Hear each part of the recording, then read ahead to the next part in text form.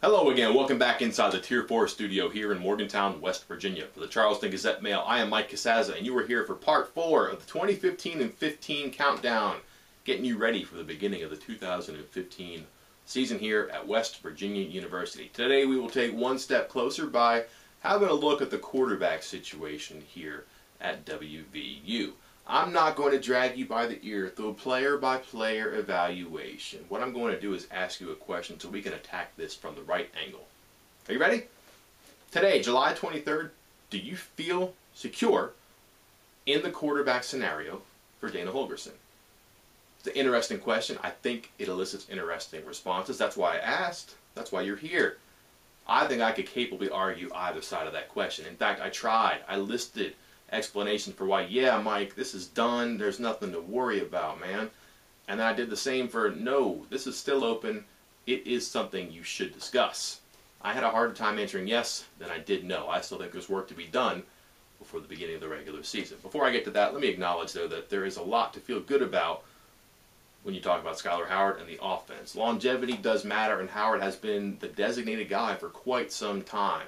He's come a long way in not a long time. I think that matters. Yeah, he's been here for 2 springs, more than a year, but when you look at what he accomplished last season, I think it matters. I think it's been impressive, and that probably explains his positioning right now as the favorite.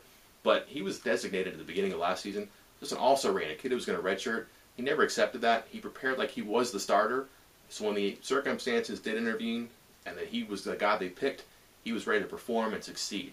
A couple of 300-yard games, no interceptions, just 1 turnover in his 2 starts. That matters. Ball security is a ultimate concern for Dana Holgorsen, and Howard, in small sample size, provided that. I think that's good. I think the fact that he was around and was the guy that his teammates could look at as the quarterback they knew was in the lead for the winter, the spring, and the summer is invaluable to the offense. Example, last season Dana Holgorsen named Clint Trickett his starter in June. Then the coaches went out of town knowing that Trickett would be in charge and run things while they were gone, just to get going on the offense, stay sharp like teams do during the summer. But I think the answer is no, and here's why. There hasn't been an official proclamation that Howard is and will be the starting quarterback when the season starts, and maybe that's just by design so people aren't deflated before the camp, but I think there's at least an opportunity for competition, maybe not controversy, but to make this very interesting. Let's also forget that Howard is not Geno Smith coming back for his senior season.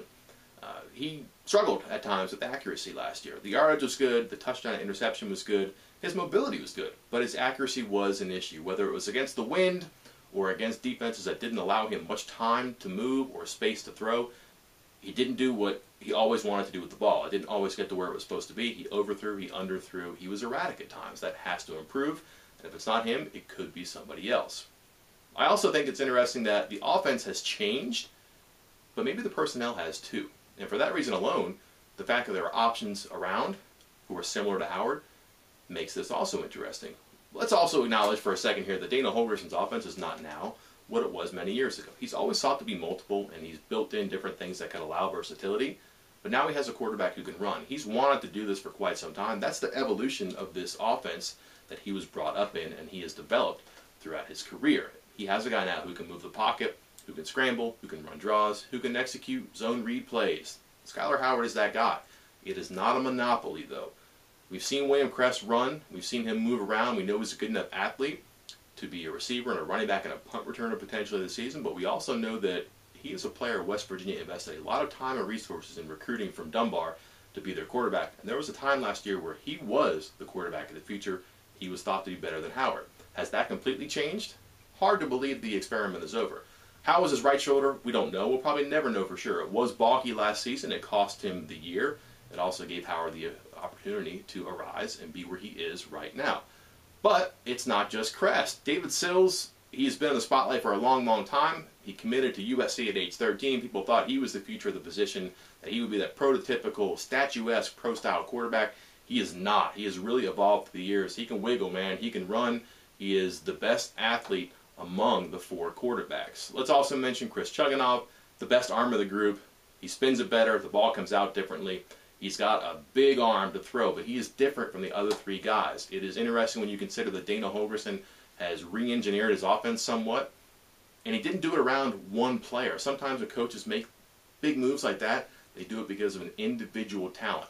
It's not. This is the individual desire of Dana Holgorsen, and he has 3 options at that position if he wants to keep this going. So for that reason alone, and for the fact that nothing is ever settled when it comes to college football, especially in August, you have to believe that this competition is only going to be starting when August 3 rolls around. That's it for this time. I'll see you next time for the Charleston Gazette Mail. I'm Mike Casazza.